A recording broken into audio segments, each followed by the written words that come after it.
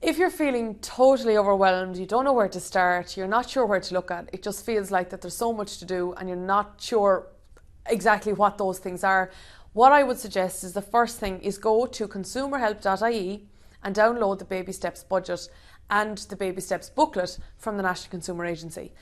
And what that has, it's a 28-page document, very easy to read.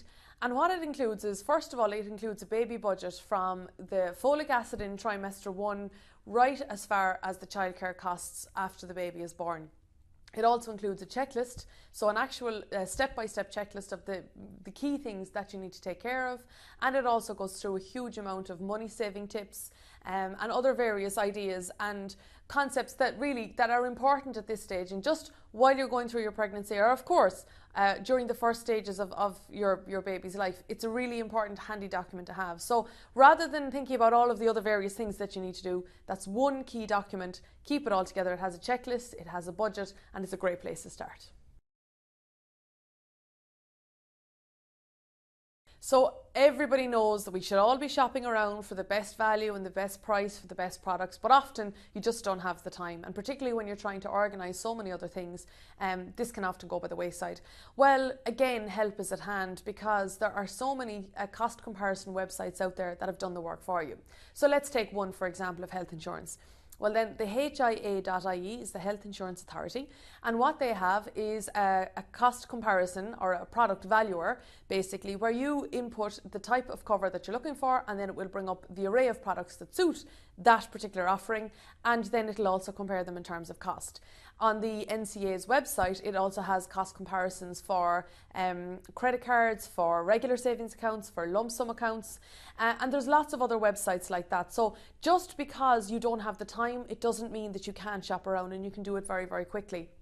And also there was some research done in 2010 on the various different childcare offerings, and in particular what I noticed about this research, which is also on consumerhelp.ie, what I noticed about this research is that there was huge variability between childcare costs. So even when you're looking at the one location, so not even location specific, but when you're looking at one location, there was variability of up to 78% between one offering and another, and that was where the NCA had contacted about 7 different creches. So therefore, even if you were to look into that research just to see the average, the benchmark levels of childcare, and then just maybe to make 5 or 6 calls, it really could make a monumental difference in terms of the amount of money that you're spending on a per week basis, because childcare costs is probably going to be one of the highest expenses that you have.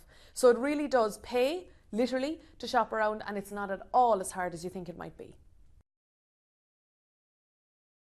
You might be wondering if you can open a bank account in the baby's name, and it does depend per financial institution. So for example, some banks will, or credit unions will allow you to set up a bank account straight away, and in other cases what they will do is set up an account in the baby's name, but it's really owned by you, and then it's transferred to a junior saver account, for example, at the age of 7. So in many cases it's possible, but it just depends from financial institution to financial institution. So just ask that question, is it possible? And also, what would the interest rate be? Of course, that's also very important. And then the third thing to ask is, if you can't open an account in their name at the beginning, well then at what stage does it transfer to them?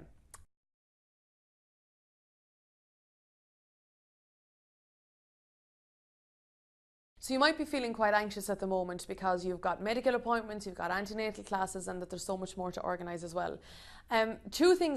Two points I'd like to make on this, and that is that first of all, there is a huge amount of help at hand. So whether it is considering, well, how would the will change after the baby is born, you can contact FLAC, for example. If you are wondering how your pension might change because of a change in pension contributions, you can contact the Pensions Board, for example. If you're wondering about maternity benefits or maternity leave or your entitlements, well then citizensinformation.ie has a lot of information there. So the first thing is there's a huge amount of help at hand, and secondly, the vast majority of it is free.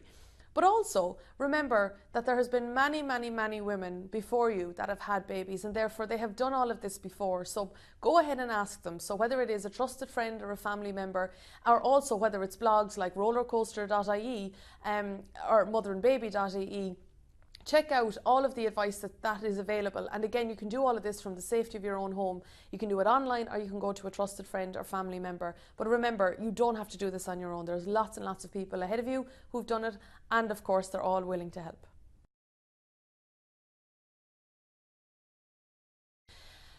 One of the key things that you are going to have to look at is the baby's financial future. So whether it is how to invest your child benefit, or maybe looking towards a financial plan to save for their education in the future. The main thing is, first of all, is to educate yourself. So for example, in the area of budgeting, you can look at savvywomenonline.com and learn about budgeting there, for example. Or there's lots and lots of other websites that can help you in general financial management. In terms of savings and investment options for your baby in the future, you can look at a sliding scale. So you can look at, for example, looking at statesavings.ie, that will give you a range of savings options in government bonds.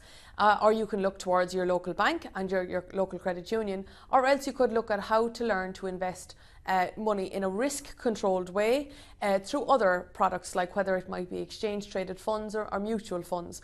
The main thing is to educate yourself in the first instance. That is the first thing that you need to do. And then just look at how much risk you want to take. Secondly, look at what sort of a regular investing or savings plan that you can look towards.